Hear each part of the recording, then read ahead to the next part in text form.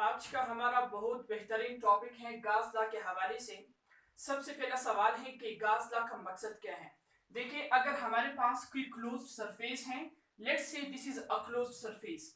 अगर इस closed surface की हम बात करें और यहाँ पे इस क्लोज सरफेस पे कोई चार्ज रखे, लेट्स से हमने रखा कोई पॉजिटिव क्यू चार्ज, तो इस चार्ज की वजह से चूंकि इलेक्ट्रिक फील्ड होता है और उस इलेक्ट्रिक फील्ड को हम रिप्रेजेंट करते हैं इलेक्ट्रिक लाइंस के जरिए से। मिसाल ये आपके पास इलेक्ट्रिक लाइंस हैं और पॉजिटिव चार्ज की वजह से जो इलेक्ट्रिक लाइंस हैं वो हमेशा आउटवर्ड की जानिब होती हैं।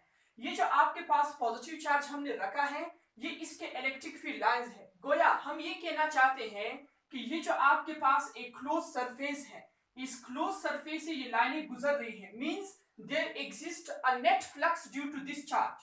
But now the question is, what is the relationship between the net flux due to this charge and the charge which is kept inside this surface, this closed surface? What is the relationship between these both? So in order to study this relationship, for that we introduce the concept of Gauss law.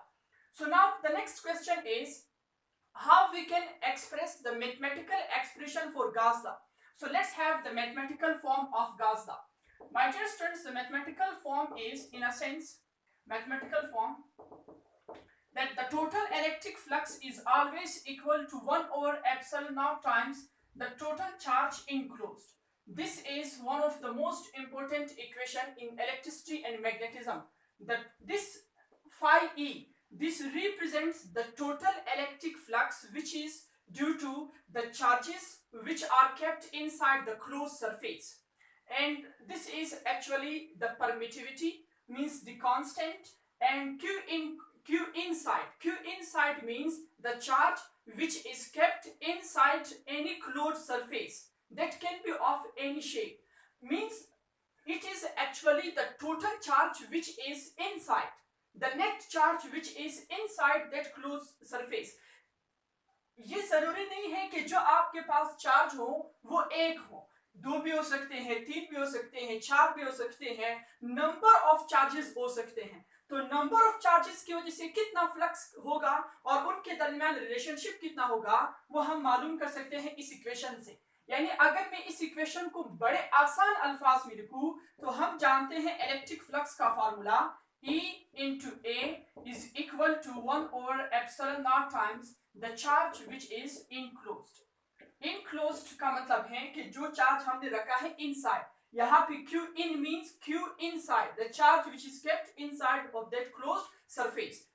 यहाँ पे आप देख रहे हैं कि जो आपके पास electric flux हैं, यहाँ पे हमारा बहुत इंपॉर्टेंट मकसद गॉस लॉ के एप्लीकेशन में किसी भी इलेक्ट्रिक फ्लक्स के जरिए से हम इलेक्ट्रिक फील्ड को कैलकुलेट कर सकेंगे। यानी अगर हमारे पास फ्लक्स मौजूद हो और हम किसी भी क्लोज सरफेस के अंदर इलेक्ट्रिक फील्ड मालूम करना चाहते हैं, चाहे इनसाइड हो चाहे आउटसाइड हो, चाहे स्फेरिकल फेस हो चाहे प्लेन फेस हो, जिस तरह का भी फेस हो, उसके जरिए अगर वहां पर हम इलेक्ट्रिक फील्ड को मालूम करना चाहते हैं तो उस इलेक्ट्रिक फील्ड को मालूम कर सकते हैं by using the result of Gauss law. अब गॉस लॉ का जो रिजल्ट आया है, इस रिजल्ट का मकसद क्या है? अगर हम बात करें मेरे अच्छे स्टूडेंट्स इसके रिजल्ट की, तो इसका बड़ा खूबसूरत रिजल्ट है। अगर मैं बात करूं स्फेरिकल सरफेस की, स्फेरिकल सरफेस की हम अगर बात करें तो मेरे अच्छे स्टूडेंट्स याद रखें, स्फेरिकल सरफेस के लिए इस इक्वेशन का रिजल्ट ये है कि स्फेरिकल सरफेस में जो आपके पास टोटल इलेक्ट्रिक फ्लक्स होगा वो सिर्फ और सिर्फ डिपेंड करता है the charge which is inside that spherical surface. यानी वो सिर्फ और सिर्फ उस चार्ज के ऊपर डिपेंड करता है या उन चार्जेस के ऊपर डिपेंड करता है जो आपने उस क्लोज स्फेरिकल सरफेस के अंदर रखे हुए हैं। वो वहां पे रेडियस के ऊपर डिपेंड नहीं करता। ये बहुत इंपॉर्टेंट पॉइंट है। यानी ये अगर आपके पास लेट से कोई स्फेरिकल सरफेस है और यहाँ पे आपके पास आपने कोई चार्ज रखा है, लेट से प्लस क्यू चार्ज रखा है, तो इसकी वजह से तो इलेक्ट्रिक फील्ड लाइंस होते हैं। अब ये जो स्फेरिकल सरफेस का रेडियस है, रेडियस का मतलब मेरा ये है छोटा भी स्फेरिकल सरफेस हो सकता है, बड़ा भी हो सकता है, बहुत बड़ा भी हो सकता है, बहुत स्मॉल भी हो सकता है। अब इस इक्वेशन का मकसद स्फेरिकल सरफेस के लिए है कि जो आपके पास टोटल इलेक्ट्रिक फ्लक्स है चार्जेस की वजह से या चार्ज की वजह से, वो रेडियस के ऊपर डिपेंड नहीं करता, वो सिर्फ और सिर्फ डिपेंड करता है कि आपने कितने और किस नोयत के चार्जेस उस क्लोज सरफेस के अंदर रखे हुए हैं। अब सवाल ये है कि why the total electric flux does not depend upon the radius, कि रेडियस के ऊपर डिपेंड क्यों नहीं करता। उसकी मेन वजह मेरे अच्छे स्टूडेंट्स ये हैं, चूंकि हम बात करते हैं स्फेरिकल सरफेस की, और स्फेरिकल सरफेस में अगर हम देखें यहाँ पे है इलेक्ट्रिक फील्ड। स्फेरिकल सरफेस में इलेक्ट्रिक फील्ड वेरी करती है, हमेशा याद रखिए विद 1/r²। ये हम पहले वीडियोस लेक्चर के अंदर पे स्टडी कर चुके हैं। 1/r² के साथ ये वेरी करता है। लेकिन अगर हम बात करें स्फेरिकल सरफेस के एरिया की, so the area varies with r²। जो स्फेरिकल सरफेस का एरिया है वो r² के साथ वेरी करता है। तो अब यहाँ पे पता ये चला कि E varies with 1/r², while the area varies with r² for spherical surface।